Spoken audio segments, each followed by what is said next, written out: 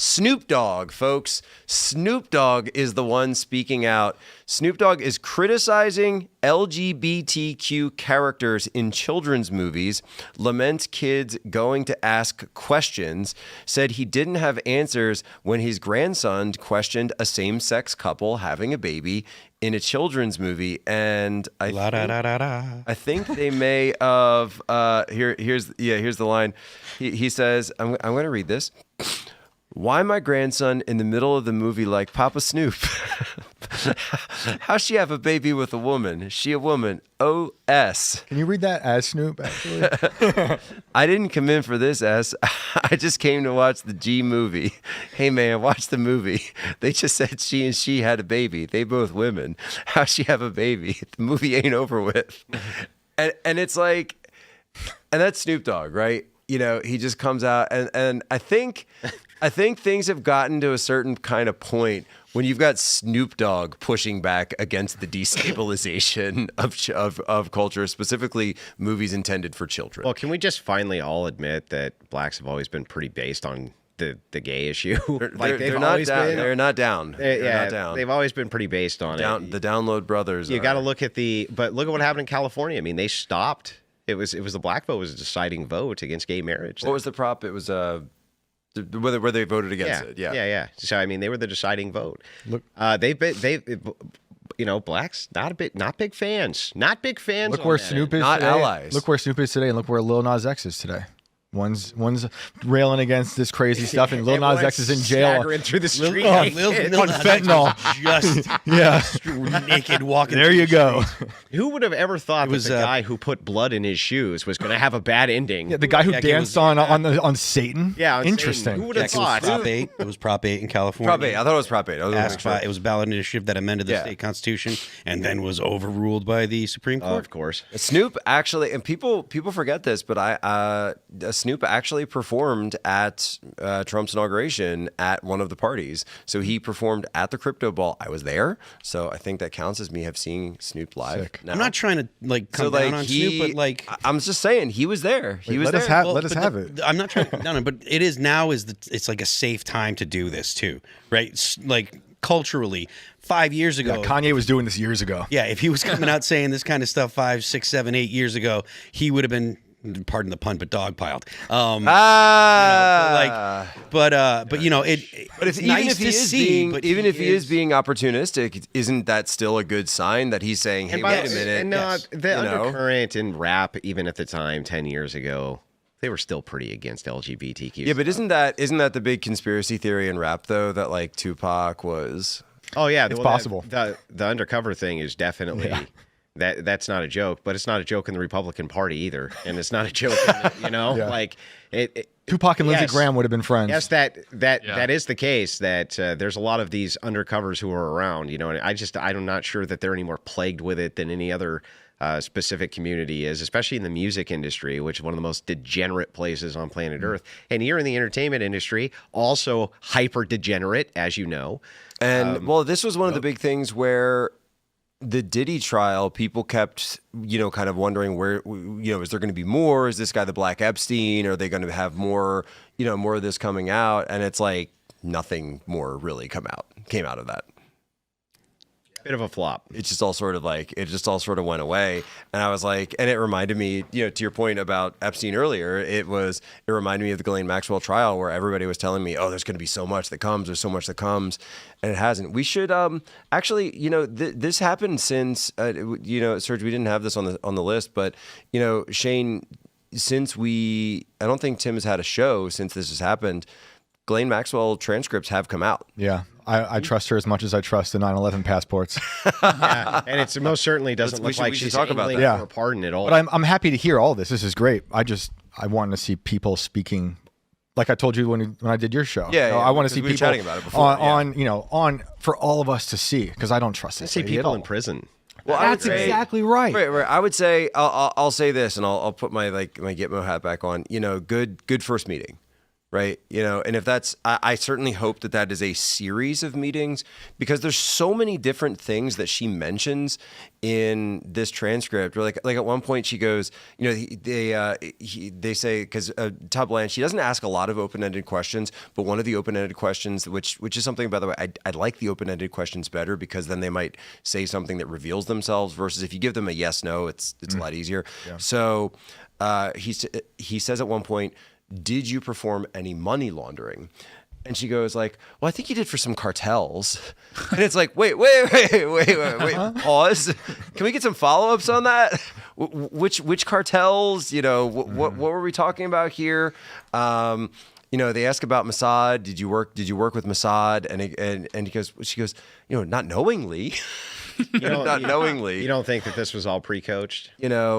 Well, I'm sure there's a lot of that. I'm sure there's a lot of pre-coaching. But again, that's what I'm saying, is that's why you ask the open-ended questions, because even in those cases, you do get the opportunity for the person to slip up.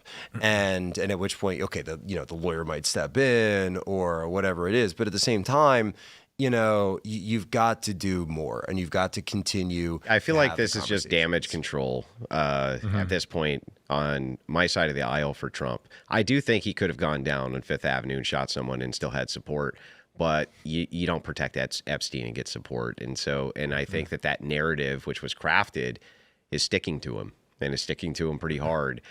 And people want answers in the Epstein files, and they want them 100%. Didn't Barr testify as well recently behind closed doors? Barr testified as well, and some of it leaked, where he said that Trump himself was not implicated. Right. But I think that's what leaked. That's come out so far. I don't think Trump's guilty or a part of it, really. I think he's probably he keeps saying he wants to protect people who are listed with this stuff. The files don't even mean much to me, honestly. It's like the files have been through so many hands and different administrations. I want to see people go to prison. I want to see them testify before the public. And we know what happened with Prince Andrew. Why isn't he in jail? Right. We know. Right. So when people say, "Oh, there weren't clients," like, well, what was Andrew? Yeah. What was Les Wexner? How would you define that? What was Les Wexner and doing? The girl that he did that to, who went public, explained the whole racket and said that that these women were being groomed for wait. So that woman, this was something that just broke, that apparently she had written a book, Virginia Giuffre, which is, even though she's died at this point under questionable circumstances. No, she tripped and fell. Of course. So the Clintons did it. I believe the book is still coming out. And I tell people about my wife's going to be coming out soon. Tripped. Well, like Prince Andrew, it's like he just won't visit the U.S. and he's like, I'm just not interested. Ever again. Boring. Like, I really want to see people be asked certain questions, like the guard in Epstein's prison who let Epstein make that final phone call. Epstein said he was calling his mom, who'd been dead for years, ended up calling Karina Shuliak, his girlfriend at the time. Like, what went down with that? Why was that allowed to happen? The crippling part was Dan Bongino.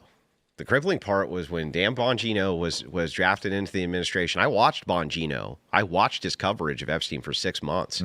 Okay? And when he was in the administration, and then he came out within weeks and was like, there's nothing to see here. I was like, what? Wait, what?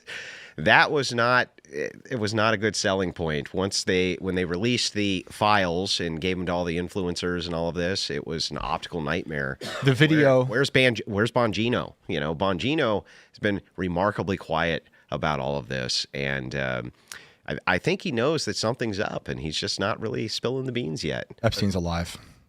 I guarantee you he's alive. They switched him out. I'm dead serious.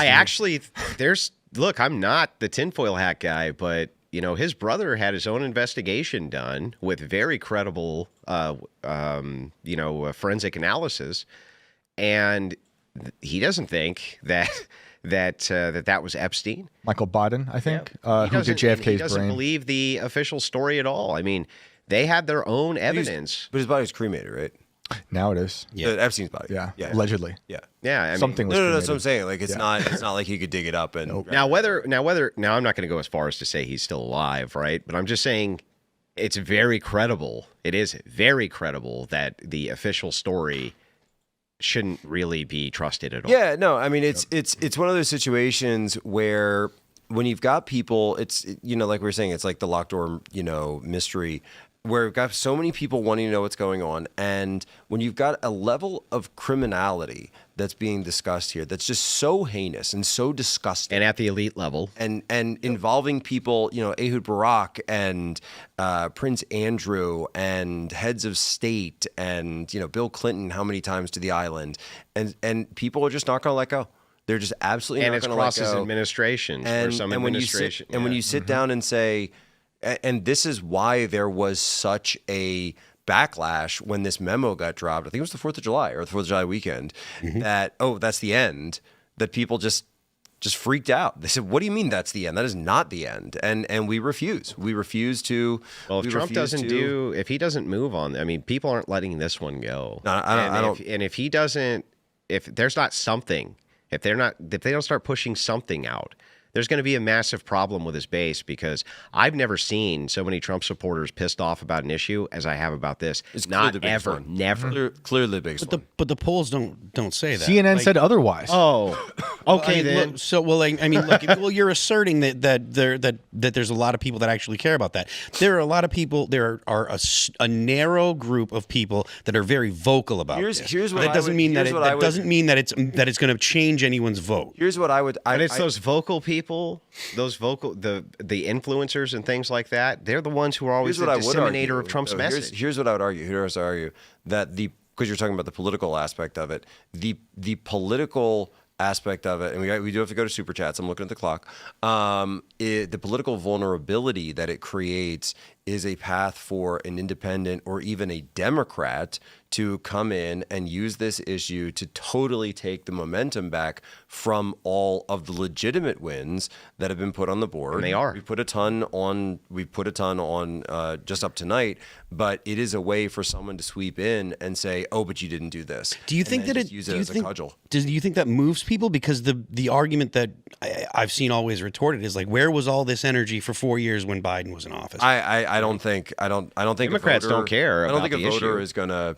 I think that if you could find a Democrat that credibly rallied around this, it would be very politically potent. I don't know if it's enough to save the Democrat Party or the Democrat brand, but it's way better than anything. Yeah, they're doing. I don't think that it could save the Democrats. It's enough to attack the MAGA brand, though. And the thing is that a lot of they're going to use anything they can to. I attack agree. the MAGA Look, I don't disagree, but some things that you attack people with, like you're saying, much more potent than others. So it's your opinion that this sticks then, or could stick? It is sticking. I've never seen we're all so still many talking about it. influencers this pissed off. I've never seen so many people in the MAGA base pissed off. Guys I talked to were supporters from day one. Even when the J6 stuff was going on, they weren't backing off an inch.